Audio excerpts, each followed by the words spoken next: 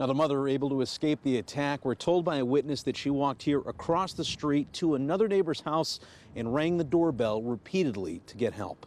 Academy Homes is a large complex, 11 buildings, 250 units. The owner tells me service had to be shut off so that repairs could be made from a gas leak. It is slow work and can't be rushed. Vanessa, Tyngsboro police tell us just before 8 o'clock tonight, that teen, their suspect, came right here to the police department, walked through the front door, and turned himself in voluntarily. What a range of emotions. Patriots cornerback Stephon Gilmore telling me he felt like he was going to have a heart attack during last night's game, along with the rest of the region here. This team is exhausted, but they tell us it's a happy tired. That's right, Chris, and hey, I've got my cart here, and there's plenty of salt, de-icers, shovels, and of course food here at the Wegmans in Northborough. There was a bit of a rush earlier, and the manager tells me, well, come tomorrow afternoon, I wouldn't be able to stand this close to the front door, given the foot traffic expected. Worcester's fire chief tells me there's a liaison who's with the family 24/7, giving whatever it is that they may need. There's also a fund that's been set up for donations to go to Ava, because there are several buildings that are really all together here. As you take a look behind me, the main one on the left side is the one that caught fire on that upper level, and it did spread to the one next to it, but the concern is it could have taken out really this entire block, and these are some of the oldest buildings, we're told, in Newburyport.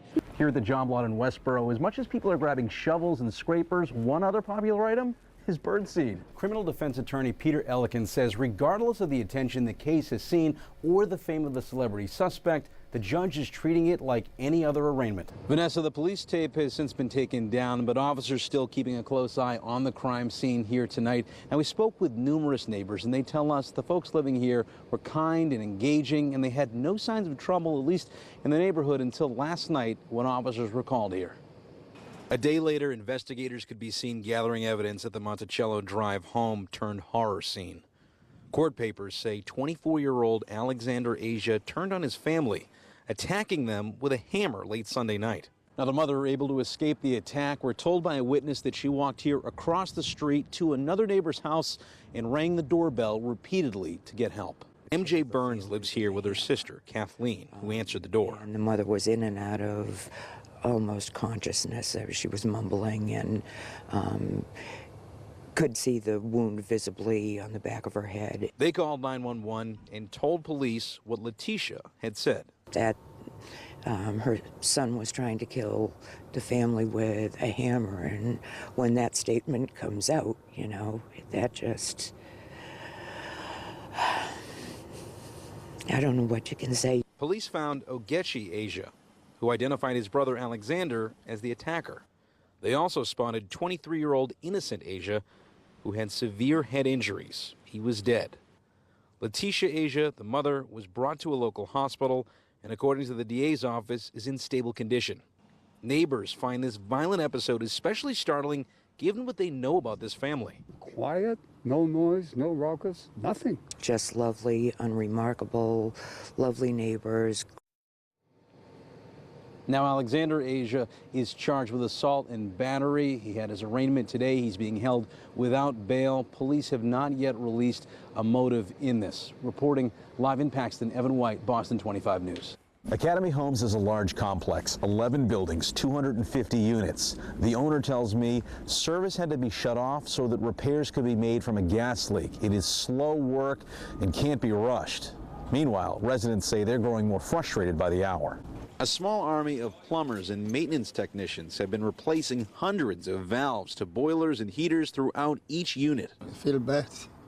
Yeah, because I have children here, no heat. Abdi Hussein lives here with his family and has no choice but to use blankets and layer up. A spokesperson for Academy Homes says a quarter of the residents are staying with family elsewhere. They're supposed to be coming with space heaters today because I called, and a hot plate. An elderly woman who has lived here for over a decade says that she has yet to receive the space heaters and hot plates being delivered by the management company to residents. It's very inconvenient, to be honest with you. Boston Inspectional Services workers and National Grid, which is the supplier for Academy Homes, have been here and are working with management to get heat and hot water restored. Urban Edge co-owns the 60-year-old complex along with residents. Its interim CEO telling Boston 25 News, "We are in contact with the residents and are keeping them up to date to the best of our ability. We value the health and safety of our residents, and we look forward to resolving this challenge as soon as possible. A spokesperson for Academy Homes tells me there'll be 24 plumbers and techs continuing their work here tomorrow on Christmas Day. We're also told there'll need to be a pressure test done, and if all goes well, service could be restored within a couple of days. In Roxbury, Evan White, Boston 25 News. That's right, Chris, and hey, I've got my cart here, and there's plenty of salt, de-icers, shovels, and of course food here at the Wegmans in Northborough. There was a bit of a rush earlier, and the manager tells me, well, come tomorrow afternoon, I wouldn't be able to stand this close to the front door, given the foot traffic expected. Loading up and checking out. Grocery shopping, a necessary evil for Lisa Dagnello of Shrewsbury. I think I never do the grocery store thing, and unfortunately I had no choice to do the grocery store thing. That's the worst part. Wegmans managers say eggs, bottled water, and batteries are among the biggest pre-storm sellers. Erin Moore and Morgan Rudo have different ideas. The wine, the cheese, and the meats. That doesn't exactly mean staying indoors. So maybe we'll build a snowman and outside our house. Doesn't sound like you're going to join her. Oh no, I'm going to stay inside. 8-year-old Aiden Dagnello says let it snow. I really like shoveling a lot. So I offered him a job. Do you want to come to our station? We have a lot of shoveling to do. You're welcome to do it. Was more than happy. Here at the job lot in Westboro, as much as people are grabbing shovels and scrapers, one other popular item is birdseed. They want to make sure the birds are fed during a storm? Absolutely. Plow driver Scott Bischoff has little time for birds. Just keep plowing until it's time to stop, I guess. Or even the Patriots game. Forget the Patriots. We got some plowing to do. Forget the Patriots. I don't know what he's doing. Either way, elsewhere in the county, in Worcester, we're told the city has a parking ban that's going to go into effect at 4 o'clock tomorrow. There are municipal city lots that will be free for people who need a place to park their car. Live in Northborough tonight, Evan White, Boston 25 News. Yeah, Auk, it'll be back to business soon enough, but this is still celebrating time for the players in the locker room and, of course, for fans, an effort that began last night at Arrowhead Stadium. Shrouded in a sea of red coat-wearing Chiefs fans, Pats tackle Marcus Cannon spotted a few friendly blue-clad supporters. Excited to see all the fans out there and, hooping and hollering during the game. A group he says has the one trait you want in a fanatic: loyalty. They always got our back, win, lose, draw. Well, given the slew of lead changes and early season losses, some Pats fans have confessions to make. Definitely this season, it seemed like their whole goal was to test my tolerance.